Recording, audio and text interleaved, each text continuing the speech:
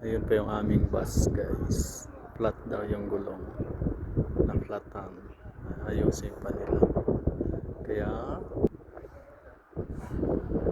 ano na lang tayo dito ng view.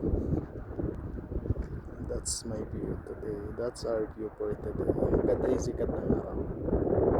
Pero still, sobrang lamig ng hangin. Naririnig nyo ba yung hangin guys? Lakas ng hangin. Malamig. Ayan sila. Pinagtutulungan nila yung paglagay ng gulong. Thank you guys for watching. Thank you for your support. Dito muna tayo magpainit. Lakad-lakad. Hindi pa ulit ako nakakyat dyan sa itaas kasi malamig. Mabilis makapagod pag malamig yung weather.